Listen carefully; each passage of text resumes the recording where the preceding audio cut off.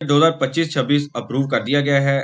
Budget 2025-26 में non filer का जो लफ्ज है उसको खत्म कर दिया गया है। नॉन फाइलर की जगह पे नाअहल शख्स का लफ्ज ऐड कर दिया गया है। नाअहल शख्स क्या बैंक अकाउंट ओपन कर सकता है? नाअहल शख्स क्या गाड़ी परचेज कर सकता है? नाअहल शख्स क्या प्रॉपर्टी परचेज कर सकता है? कितनी लिमिट तक सारी ट्रांजैक्शन कर सकता है? अगर कोई फाइलर है तो क्या उसको भी सर्टिफिकेट देना पड़ेगा? आज के इस लेक्चर में इस तमाम कॉन्सेप्ट को स्टडी करते हैं। आप देखें प्रैक्टिकल लर्निंग हाउस में हूं फ़हीम महबूब। वापस आते हैं टॉपिक के ऊपर। तो जैसे आप सबको पता है बजट अप्रूव कर दिया गया है। बजट में एक सेक्शन है 114 सी। इसको अगर आप स्टडी करेंगे तो वहां पे कुछ डिटेल अवेलेबल है। उसके बाद उसने कहा है कि एक लिमिट दे दी गई है। लिमिट क्या दी है? आप पेज नंबर 62 को स्टडी करें, उसके बाद पेज नंबर 114 पे आपने जाना है।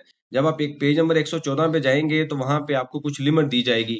उसका खुलासा क्या है वो मैं भी आपको दिखा देता हूँ। इससे पहले भी मैंने आपको काफी बार एक्सप्लेन किया है कि हमने रिसर्च किया कि बजट के अंदर कुछ तब्दीलियां की गई हैं, नॉन फाइलर को थोड़ा रिलैक्स किया गया है। और इस पे अब ये कहा गया है कि जो नॉन फाइलर का लफ्ज है वो खत्म किया गया है। अब थोड़ा सा मैं आपको एक्सप्लेन करूं तो 30 जून 2024 से पहले पहले सिर्फ और सिर्फ फाइलर था और नॉन फाइलर था। उसके बाद क्या हुआ कि दरमियान में आके 1 जुलाई 2024 के बाद एक लफ्ज ऐड किया गया लेट फाइलर का। तो एफबीआर ने पिछले कुछ टाइम पे इस तरह के काफी तजर्बे किए हैं। इससे पहले क्या होता था, एक्टिव का वर्ड यूज होता है और इनएक्टिव का वर्ड, और अभी भी यूज हो रहा है। और दरमियान में जब लेट फाइलर आया तो सिर्फ और सिर्फ इस वजह से आया कि जब आपने प्रॉपर्टी परचेज करनी है तो आपने अगर लेट टैक्स रिटर्न फाइल की है तो आप टैक्स को ज्यादा देंगे। अब इन्होंने क्या किया है, अब इन्होंने कहा है कि जी पूरी दुनिया में कहीं पे भी फाइलर का जो नॉन फाइलर का वर्ड है वो नहीं यूज होता।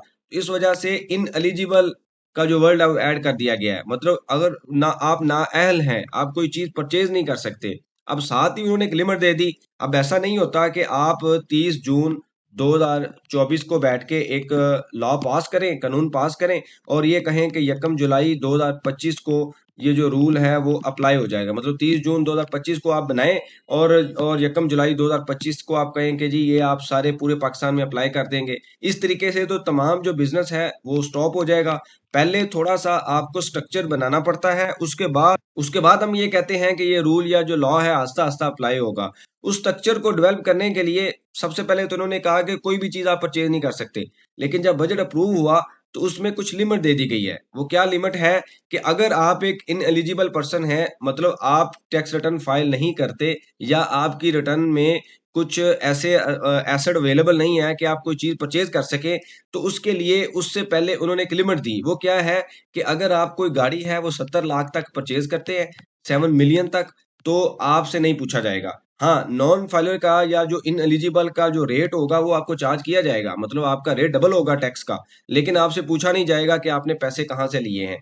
इसी तरीके से वो ये कहते हैं कि जी अगर आप कोई प्रॉपर्टी है जिसकी वैल्यू 10 करोड़ से कम है, अभी उन्होंने क्लियर नहीं किया कमर्शियल है या रेजिडेंशियल है, प्रॉपर्टी का वर्ड यूज हुआ है, तो फिर भी आपसे नहीं पूछा जाएगा, आपसे सर्टिफिकेट नहीं लिया जाएगा और आप जो है वो एक्स्ट्रा टैक्स पे करके, डबल टैक्स पे करके प्रॉपर्टी ले सकते हैं। जैसे नॉन फाइलर का जो टैक्स रेट है वो तकरीबन 10 या 11% है, वो आप दे के उसको परचेज कर सकते हैं। तो इसी तरीके से उन्होंने ये कहा है कि जी नगद कैश निकलवाने की जो लिमिट है, अगर आप यहाँ पे आके इस सेक्शन को पढ़ेंगे तो सबसे आखिरी जो पॉइंट है वो क्या लिखा हुआ है, एनुअल कैश विड्रॉ के बैंक से कैश निकलवाने की जो लिमिट है वो कितनी है, 10 करोड़। तो आप साल का 10 करोड़ रुपया बैंक से निकलवा भी सकते हैं और आपसे नहीं पूछा जाएगा। मतलब आप इन एलिजिबल तो हैं लेकिन आप ये सारे काम कर सकते हैं।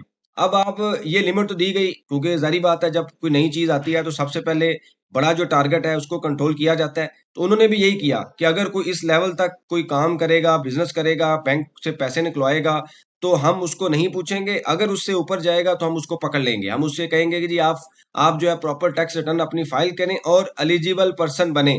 अब ये मसला एक बड़ा इंपॉर्टेंट है जो डिस्कस करने वाला है। एक तरफ बंदा है फाइलर, हम अज्यूम कर लेते हैं कि फाइलर का वैसे तो लफ्ज वो खत्म कर रहे हैं। दूसरी तरफ बंदा है नाअहल। ठीक है, अब ये बंदा जब कोई चीज परचेज करेगा या सेल करेगा तो इसने प्रॉपर अपनी टैक्स रिटर्न फाइल करनी है। इसके ऊपर एफबीआर उसको कहेगा कि आप रिटर्न भी फाइल करें, और अगर वो नहीं करेगा तो उसको पेनल्टी का जो नोटिस है वो भी जारी किया जाएगा। उसको बाद में ऑडिट के लिए नोटिस भी आ सकता है और उसको ये भी कहा जाएगा कि बताएं आपने ये सारे पैसे कहाँ से लिए हैं। अब चूंकि वो टैक्स नेट में अवेलेबल है तो सारे कानून जो है वो इस बंदे के लिए होंगे। अब एक बंदा है जो कि इन एलिजिबल है, नॉन फाइलर है वो क्या कर सकता है, वो 70 लाख तक की गाड़ी ले, उसको नहीं पूछा जाएगा। मतलब 70 लाख तक आप गाड़ी ले लें, एफबीआर नहीं पूछेगा। 10 करोड़ तक आप प्रॉपर्टी ले लें, आपको एफबीआर नहीं पूछेगा। 10 करोड़ तक आप कैश विड्रा करवा लें, आपको एफबीआर नहीं पूछेगा। अब ये बंदा जो है, इसकी अगर साल की 12 लाख रुपया इनकम है, मतलब 1 लाख रुपया मंथली सैलरी है, तो इसने सारे रूल फॉलो करने हैं। लेकिन ये जो बंदा है, ये इसको जो है वो मिलियंस में, करोड़ों में लिमिट दे दी गई है कि अगर आप इतनी लिमिट तक ये काम करेंगे तो आपको नहीं पूछा जाएगा, अगर आप उससे ऊपर जाएंगे तो आपसे पूछा जाएगा। अब ये एक बड़ी जो है वो बैलेंस जो है, इम्बैलेंस एक चीज है जिसके ऊपर एफबीआर को सोचना चाहिए। साथ ही उन्होंने ये कह दिया है, अगर आप उसी बजट में उसको स्टडी करेंगे तो वो ये कहते हैं कि जी ये जो लिमिट है ना, ये हम किसी भी टाइम चेंज भी कर सकते हैं, बढ़ा भी सकते हैं, और उसके अलावा जो है वो उसको कम भी कर सकते हैं। ये भी उन्होंने साथ जो है लफ्ज उस बजट में ऐड कर दिया है। मतलब ये है कि ये लिमिट फाइनल नहीं है, हो सकता है इसको मजीद बढ़ा दिया जाए। जिन लोगों का ज्यादा बिजनेस है या जो पॉलिसी मेकर हैं वो कह दें ठीक है, इसको 1 करोड़ कर लें, इसको 15 करोड़ कर लें, इसको 15 करोड़ कर लें। ये टाइम टू टाइम चेंज भी हो सकती है, कम भी हो सकती है, लेकिन जो बजट में अप्रूवल आया है वो ये वाला है कि 70 लाख तक गाड़ी परचेज कर सकते हैं, 10 करोड़ तक प्रॉपर्टी ले सकते हैं, 10 करोड़ तक आप कैश विड्रा करवाएं, जो मर्जी करें, आपकी मौजें हैं, आपको कोई नहीं पूछेगा। वेयर एज जो कि एलिजिबल पर्सन है, प्रॉपर टैक्स रिटर्न फाइल करता है, उसके अकाउंट में पैसे आएंगे तो एफबीआर आपसे पूछेगा कहाँ से पैसे आए हैं।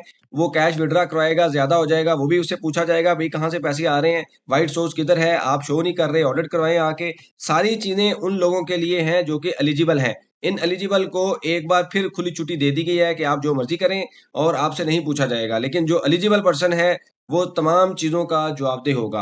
अब ये जो चीज है, इसके ऊपर फर्दर एक और चीज अगर मैं थोड़ी सी यहाँ पे आपको क्लियर कर दूं कि सिर्फ और सिर्फ डिफरेंस क्या है, कि अगर हम थोड़ा सा इसको लिंक करें कि फाइलर का रेट डिफरेंट होता है, नॉन फाइलर का रेट डिफरेंट होता है। अब जो फाइलर है वो एलिजिबल पर्सन है, उसका जारी बात है टैक्स रेट कम होगा जब कोई चीज सेल करेगा, परचेज करेगा।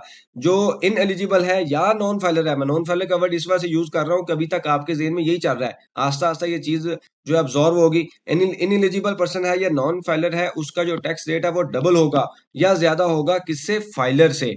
ये वो पेनल्टी थोड़ी सी देगा कि वो थोड़ा सा यहाँ पे टैक्स दे देगा, बाद में ना कभी उसको नोटिस आएगा, ना कभी उसको एफबीआर पूछेगा भाई पैसे कहाँ से आए हैं, वो सुकून से जो चीज लेना चाहता है वो ले लेगा। अब इसमें एक और मसला है, वो क्या है, एफबीआर ने अभी तक कोई ऐसा सिस्टम डेवलप नहीं किया। For example land record department में, एक्साइज एंड टैक्सेशन में, बैंक में हो सकता है कोई सिस्टम डेवलप हो चुका हो, या चूंकि बैंक थोड़ा सा सिस्टमेटिक जो डिपार्टमेंट है, या हम कह सकते हैं अदारा है, इस वजह से वहां पे सिस्टम होगा। अब एक बंदा है, फॉर एग्जांपल उसने 31 दिसंबर को ये कहा कि मैंने एक गाड़ी परचेज करनी है जिसकी वैल्यू है 60 लाख, 6 मिलियन, वो परचेज कर ले। कुछ देर के बाद वो एक और गाड़ी लेना चाहता है अपने बेटे के लिए, वो कहता है जी 31 मार्च को मैंने फिर अपने बेटे के लिए गाड़ी लेनी है 2026 को, और उसकी वैल्यू है 5 मिलियन। तो क्या एफबीआर के पास ऐसा सिस्टम है कि वो पिछली ट्रांजैक्शन को और अगली ट्रांजैक्शन को जमा करके बताए कि आपकी जो वैल्यू है वो 70 लाख से ऊपर निकल गई है, आप ये प्रॉपर्टी परचेज नहीं कर सकते? इस तरह का अभी तक कोई सिस्टम इन्होंने क्लियर नहीं किया। और हो सकता है एक्साइज एंड टैक्सेशन डिपार्टमेंट में ये जो रूल है वो अप्लाई कर दिया जाए। अगर आप पास हिस्ट्री देखें तो कभी भी ऐसा नहीं हुआ कि आज नया कानून आए और फौरी तौर पे जो दूसरे डिपार्टमेंट है उसको अडॉप्ट कर लें, अप्लाई कर लें। इसमें टाइम लगता है। तो ये सिस्टम में लूप होल अवेलेबल है। जो इन एलिजिबल पर्सन है वो हमेशा इस तरह की चीजें तलाश करता है, और इस तरह की चीजों को तलाश करने के बाद उसका बेनिफिट भी लेता है। वेयर एज जो एलिजिबल पर्सन है वो टैक्स नेट में होता है, हर चीज देख रहा होता है, वो बेनिफिट भी नहीं ले सकता। सेम केस में क्या प्रॉपर्टी के केस में भी ऐसा होगा?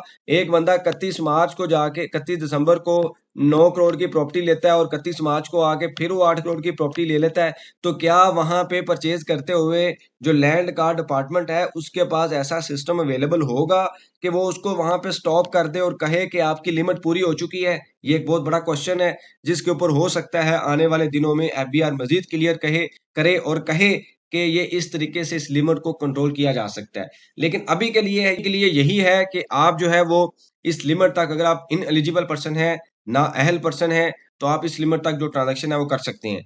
तो ये लिमिट बहुत ज्यादा है और इसको कम होना चाहिए। इन फ्यूचर लेट्स सी कि इसके ऊपर क्या अपडेट आती है।